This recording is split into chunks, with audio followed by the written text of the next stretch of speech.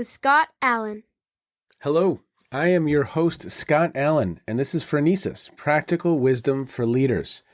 If the topic is leadership, I'm in. I've spent more than 20 years in the field teaching, learning, writing, and questioning. When I'm not working on Phronesis, I travel, delivering keynotes, working with individuals and teams, and helping people from organizations across industries become better leaders. Want to learn more? Visit me at scottjallen.net. Phronesis offers a smart, fast-paced discussion about all things leadership. We explore relevant topics and incorporate practical tips to help you make a difference in how you lead and live. Listen Notes lists Phronesis in the top 3% of podcasts worldwide. Phronesis is the official podcast of the International Leadership Association. ILA brings together those who teach, study, and develop leadership, advancing leadership knowledge and practice for a better world. Learn more at ila-net.org. Finally, if you enjoy Phronesis, please subscribe to stay current on our weekly episodes. If you find an episode that resonates, please share it with your colleagues and friends. And if you want more content, subscribe to my newsletter, The Leader's Edge. The link is in the show notes.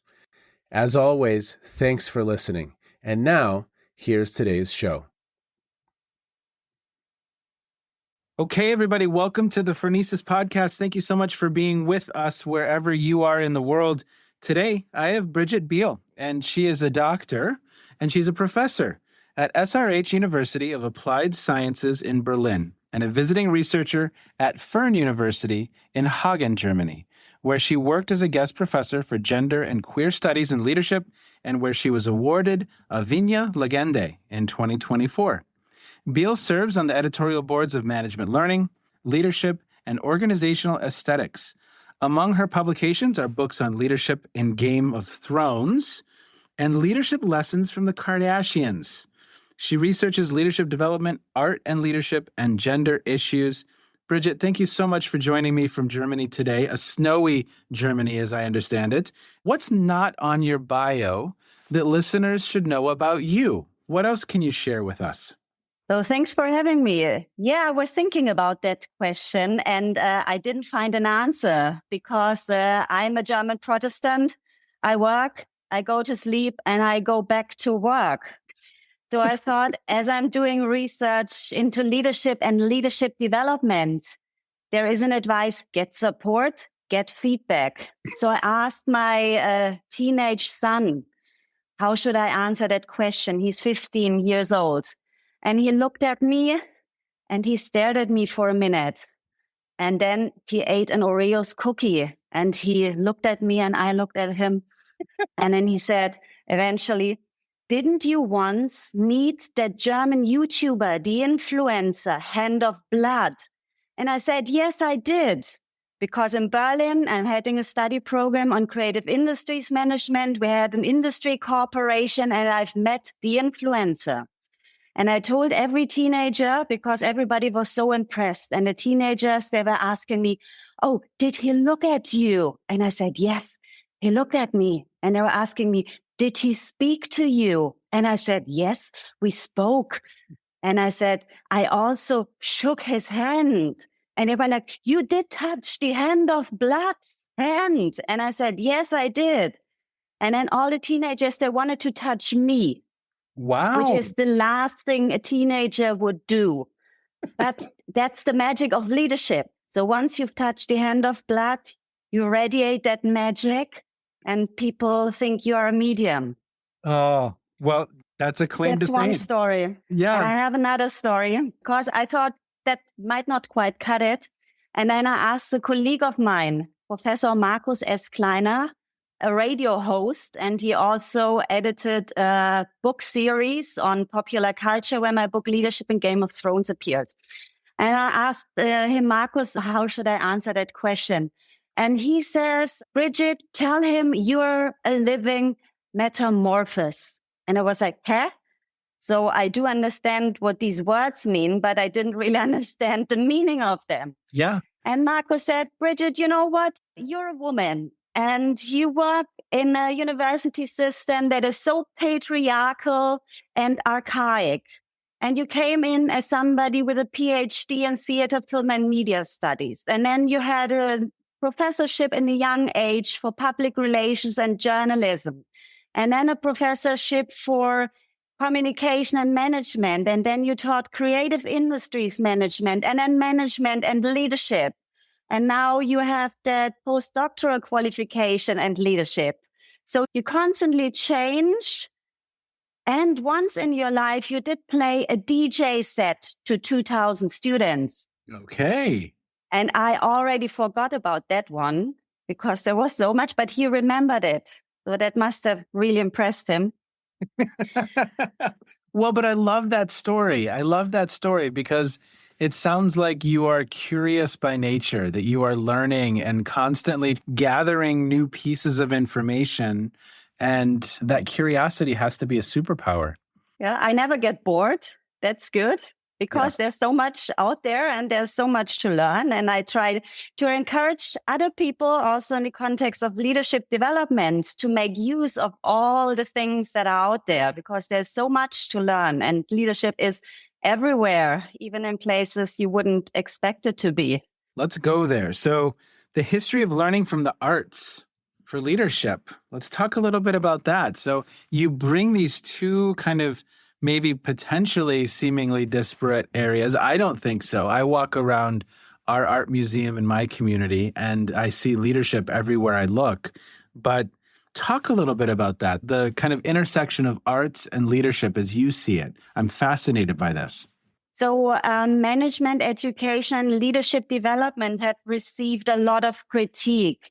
Researchers and also practitioners say leadership is objective, disembodied, gender neutral. There's a lot of theory and behavioral training, but the complexity of real life and the emotions, that's not really in there. Management textbooks have been criticized for the same things. And so it's only natural that many researchers have looked into the worlds of art, including the worlds of theater, learning from paintings and artworks, and also looking into film to learn lessons about leadership. Now, let's talk a little bit about that. So what would be a few films that come to mind for you when you think about leadership? I have a couple in my mind as well, so I'd love to compare notes here. But what are some films that come to mind for you when you think about this topic of leadership?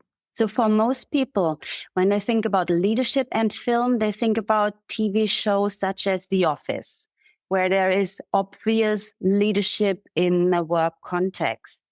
But I think we're going to agree on this one that leadership is everywhere. Yes. And I see leadership in Game of Thrones. I've seen a lot of leadership in the Kardashians, even in The Walking Dead, zombie movies, sci-fi movies. So leadership really is everywhere. Where do you see or what do you watch? I mean, an easy one would be documentaries, whether it's Ruth Bader Ginsburg in the United States or other individuals who are featured in documentaries. I think we can see there was a wonderful documentary on Netflix called Crip Camp, which featured a number of leaders in the disability movement in the United States and had a great influence on the American with Disabilities Act, the ADA. So you can go to documentaries. But I agree with you. I see my son, I said this yesterday, my son plays video games and he'll have this headset on and he'll be talking with 3 or 4 friends of his. And I see leadership in that because they're problem solving in real time. They're communicating in real time. Sometimes he's a little directive in how he's kind of intervening with his friends. Go, go, go, go, go. And, we got to go over here. We got to do this. I see leadership in that as well. Can I just jump in here, share a little story? So one of my sons also playing these online games, and I'm hosting a Roblox server, for example. Yep. And then at one point he was yelling at his friend, saying, "How stupid can you be that you got lost in that fictional world? Now I have to walk about 1,000 blocks to pick you up." Then I said, okay, let's just speak about this. And I said, don't yell at him because you don't want to play alone. You go there and picking up and you explain to him how he finds his own way. And that is leadership. So there is a lot of leadership. Exactly. And so when you think about something like Game of Thrones, and of course, it's not always great examples of leadership, but it's examples of power, influence, politics, social intelligence, emotional intelligence. So I think you're correct. Whether I am watching The Office, which of course is a parody, and oftentimes it's what you shouldn't do, or you're watching the Kardashians and you're kind of exploring, and I'm excited to see how you think about Game of Thrones and how you think about the Kardashians, because you've written on these topics. But I think those lessons are everywhere. And again, sometimes they may be not positive lessons, but the lessons are there. To your point as well, The Walking Dead, it's a zombie series, and you have problem solving, you have non-positional leadership all over that television show, you have influence all over that show, and it too contains a lot of lessons. So I've used the Goonies, I've used Star Trek, I've used any number of other films that kind of have these lessons baked into it. The television show Lost, I used that in class quite a bit, and the students loved those media experiences where they could watch a series, The Last Dance, which was a documentary on Netflix. So we are so aligned that this is a place where there's a lot of learning. And in many ways, you're meeting the students where they are and what they're interested in. And the lessons are all there, whether it's gaming, a podcast, a television show. So I'm excited to hear how you see things like Game of Thrones or the Kardashians. What stood out for you in those pieces of art? So at first, the principle that these media show us something that textbooks don't show us. They show us how people struggle, and they struggle with themselves and they struggle with others. And that is something that you cannot experience when reading a textbook. And this is the place where a lot of leadership goes wrong, because leadership is in practice and has in theory been described as something that is fundamentally irrational. So people react to others, they accept them, or they refuse to follow. And that is something that is not rational, and it's not logical, and often it's even discriminating and sexist, that you see some people in a possible leader role and others not. And those films, whatever film it is, it shows us how people struggle to gain and hold power, and how people follow and how people turn away.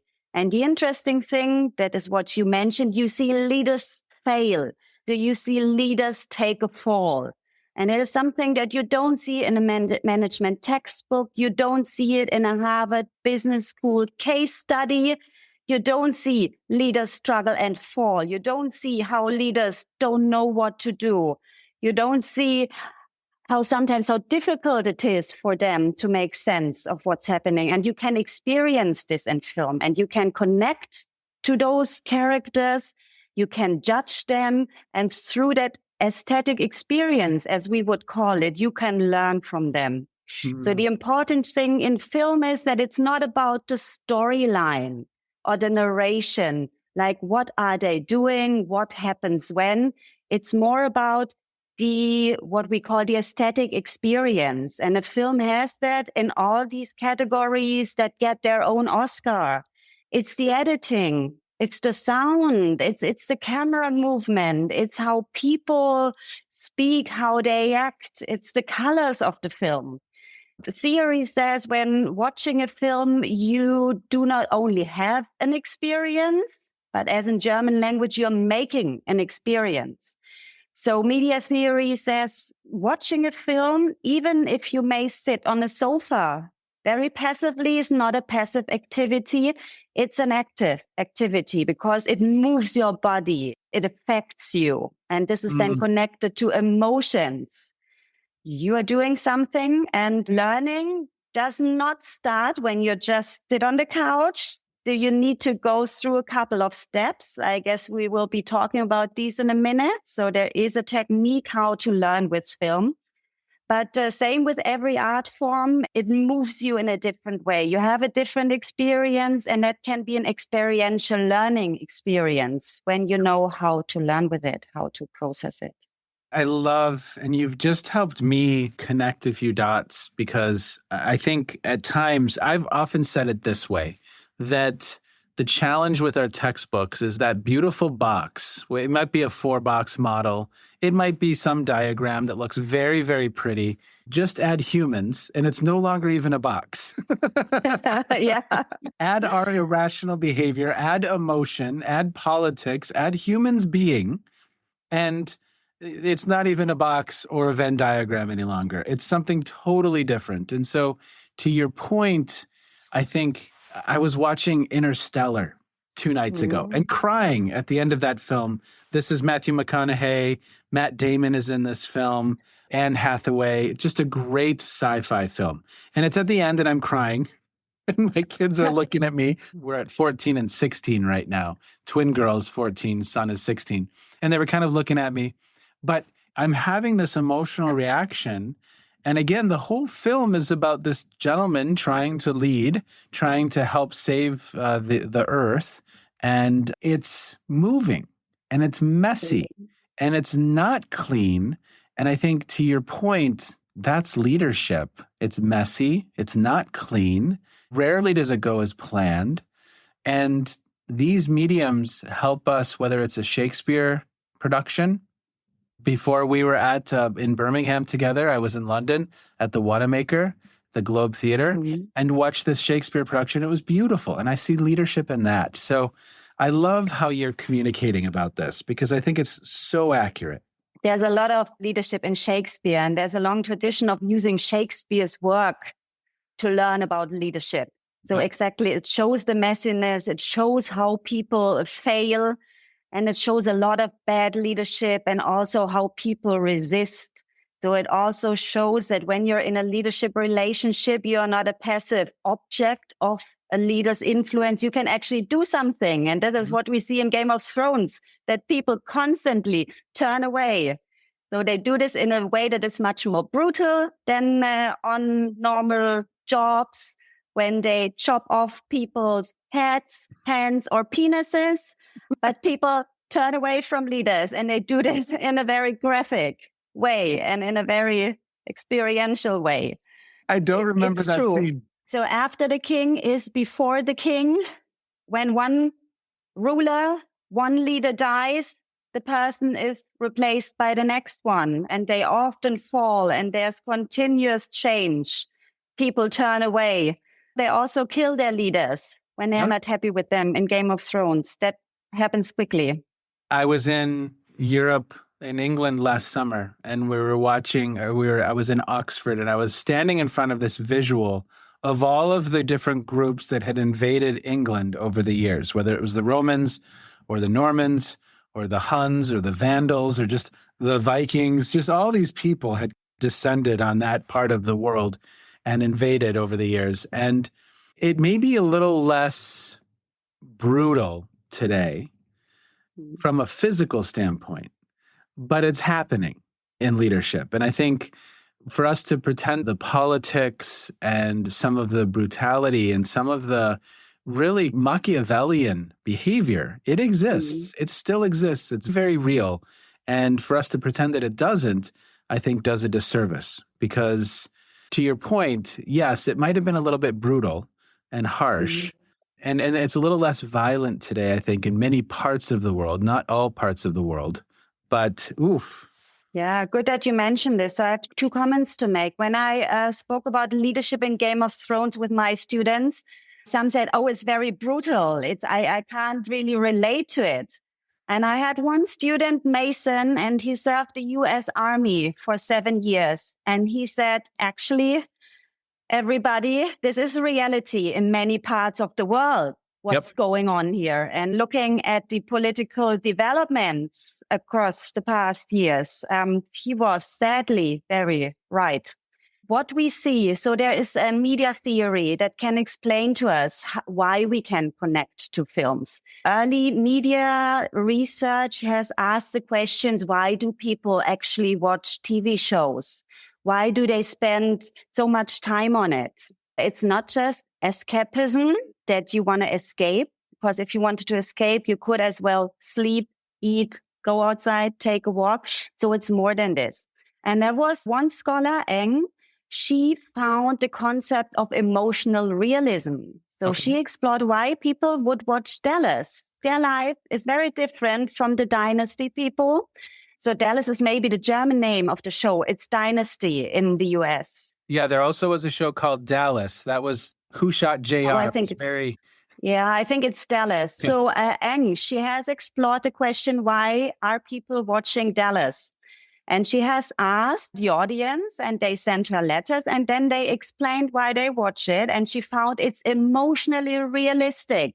So there is a lot of betrayal. There is a lot of love. There is a lot of trust. There is a lot of gossiping. There's a lot of scheming. There's a lot of frustration that people turn towards each other or undermine each other. And that's the emotional realism. And we see that in film and we see that in Game of Thrones because we want to look up to people. We want to follow them. We want to admire them. We want to resist them.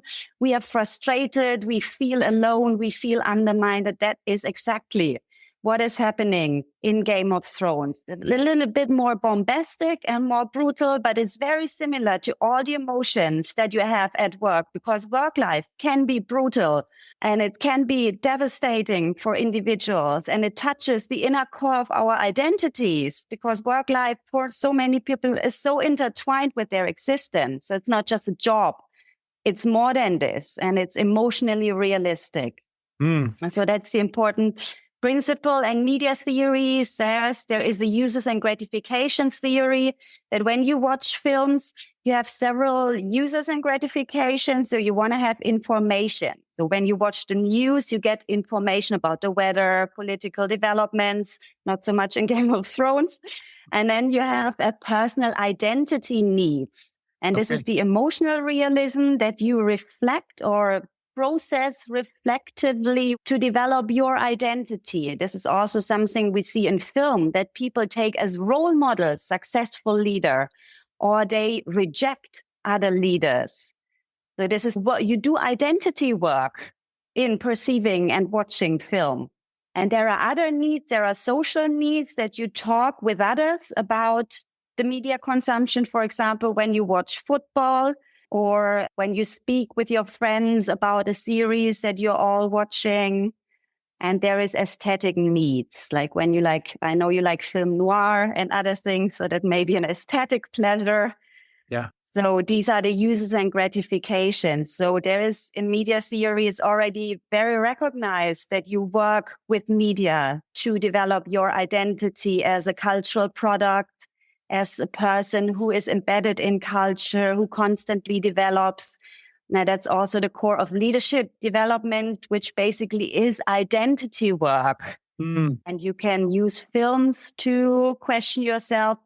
How would I like to be? What kind of leader do I want to be? Do I want to make these mistakes or solve situations differently? Do I agree with them? Or what can I learn from them? Can I imitate these characters a little bit? And this is what happens to individuals who are learning with film. Well, and it also gets to, you have a look into kind of the flawed nature of a lot of humans. All of us struggle in some way.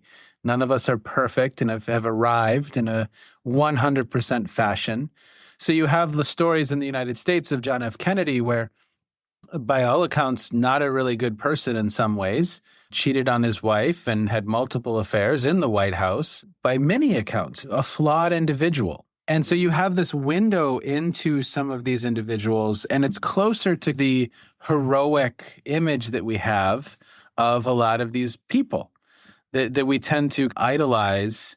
It gives you a look into some of the personal struggles that these folks are challenged by in some ways. And I think that's, again, it's much more human, it's much more realistic than the transformational leadership theory.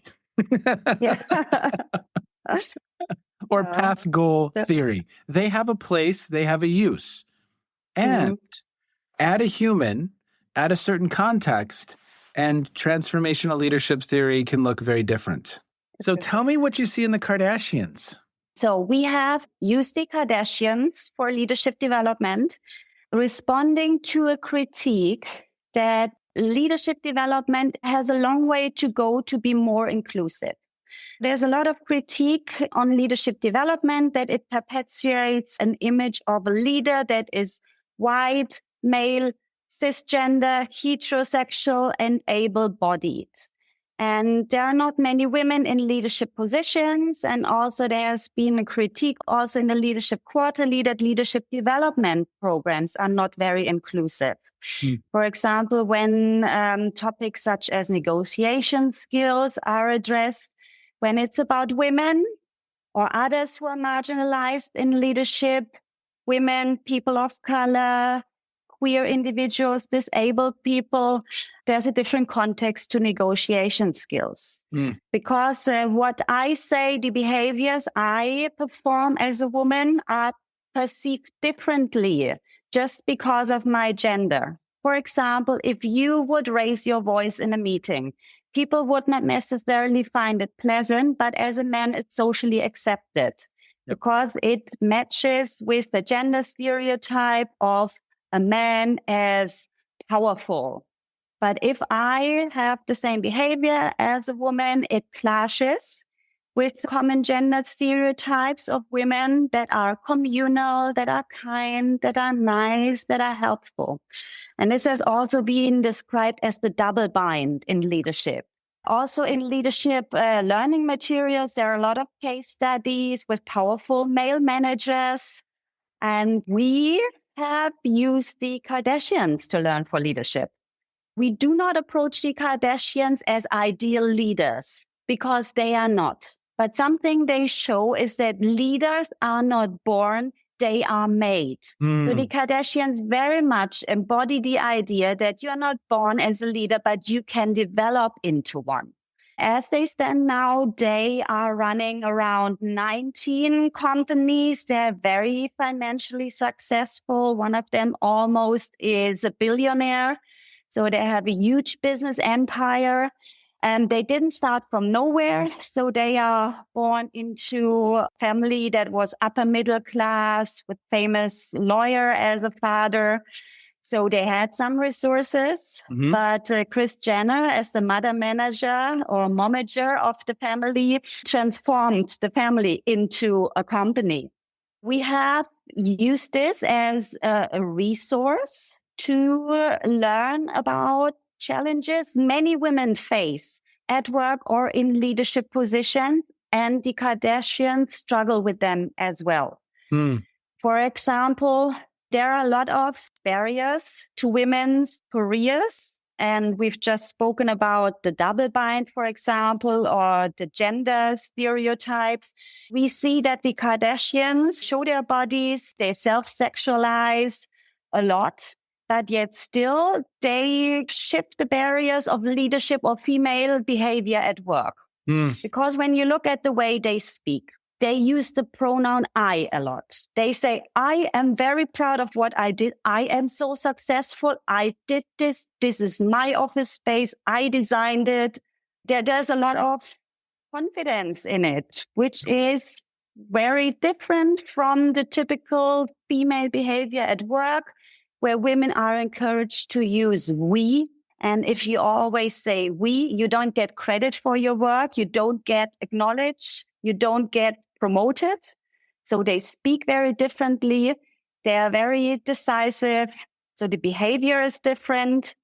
And they also bring their kids to work. This is another change. So historically, the spheres of work and family have been divided, with staying at home and men as the breadwinners, making money at work. There's also theory from Hedda Höpkel, Alison Pullen, and others that say that corporate spaces are male spaces and not a space for a female body and not for pregnant women, because a pregnant body is everything that corporate spaces are not. They want to be clear. They want to be controlled. But a pregnant body is something that is always marginalized in corporate spaces. So women lose their jobs.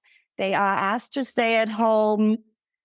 So many women hide their pregnancy because it still causes irritation. And the Kardashians, they bring their kids to work.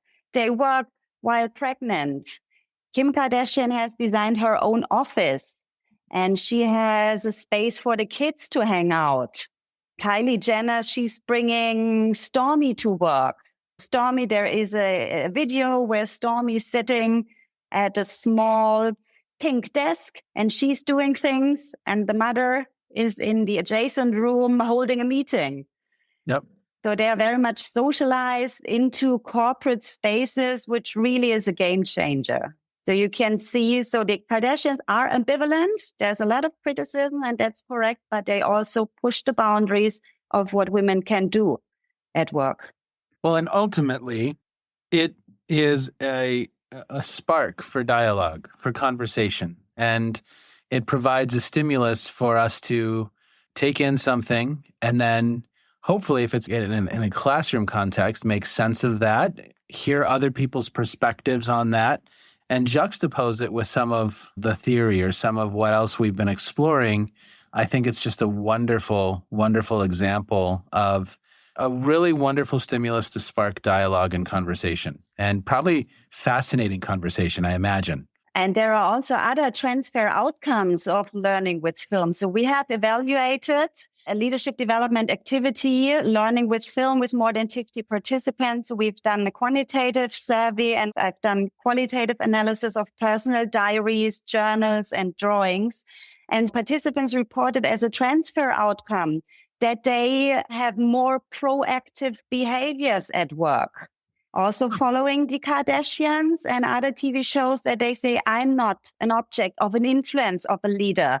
I resist. I speak up. I ask for things. I want to change the way I work. So they reported being more proactive. Wow. They also reported to have an increased leader self-identity. So before the learning activity, they wouldn't see themselves as a leader. Following the learning with film, where you see many female leaders or unusual leaders, people of color as a leader, even the Kardashians, which cannot cut a cucumber at times. Do you remember that? Kylie Jenner wanted to cut a cucumber and it didn't really work well. And they've seen that people who are not the prototypical leaders can be successful, and participants afterwards saw themselves more as a leader. Yep. So they became more confident. Yep. They also said, after learning with film, that they can better understand the challenges that leaders are faced or the difficult situations that they go through. So being more empathetic, but also being more critical at the same time, because they have a more critical view on how leaders should be. Yep. And they also reported an increased critical reflexivity in terms of gender, race, power, all kinds of corporate things. So they were thinking about leadership more in a socio-cultural context. So it helped them broaden their view on leadership. Wow. So much fun. And, as we begin to wind down our time together, speaking of consuming media, what's caught your attention in recent times? So what have you been streaming, listening to? What have you been reading? What might interest listeners as we kind of wind down our conversation? So there is an endless world of popular culture out there. I would want to direct listeners to the book series edited by Michael Urick at Emerald, Learning Lessons from Popular Culture for Leadership. So there are books on leadership in Star Trek, The Handmaid's Tale, Game of Thrones, The Hobbit, and the Kardashians. So there is a lot of books out there. There are a lot of series. And you said earlier in our episode today that you see leadership everywhere.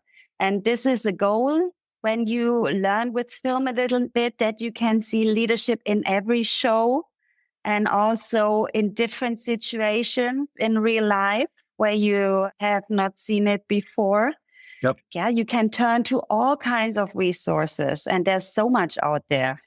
Yeah, there's Marvel Cinematic Universe.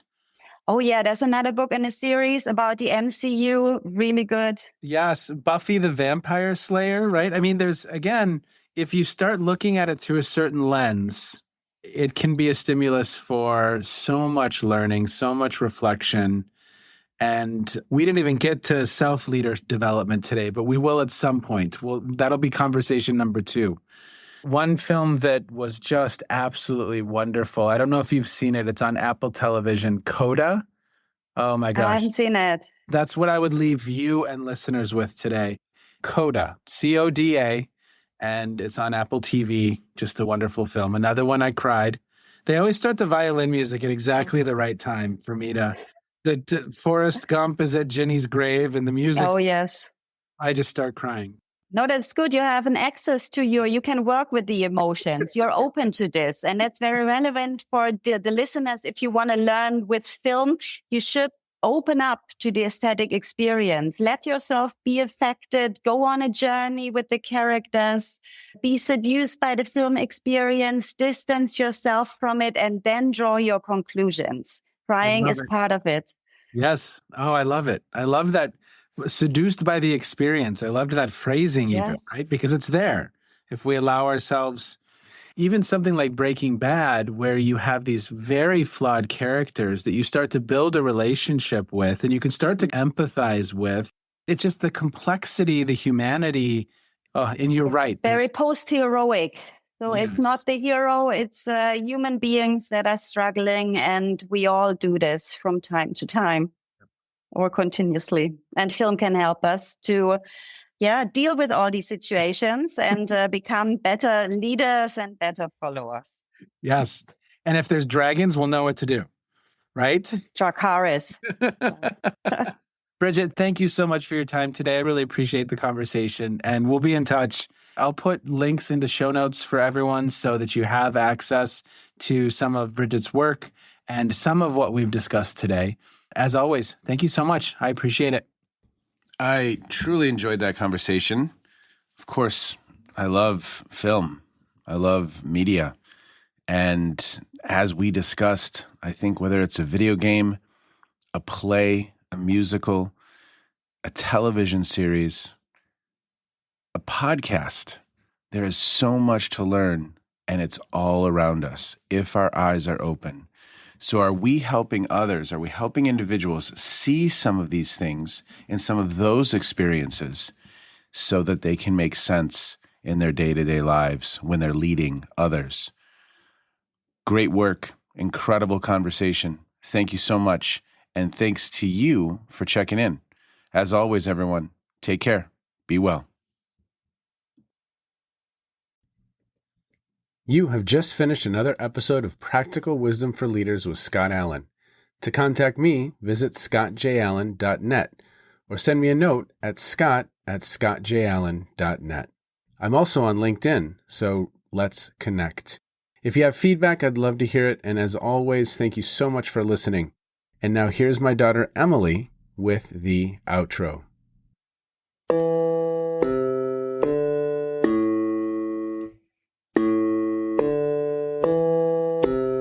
You've been listening to Phronesis, Practical Wisdom with Scott Allen.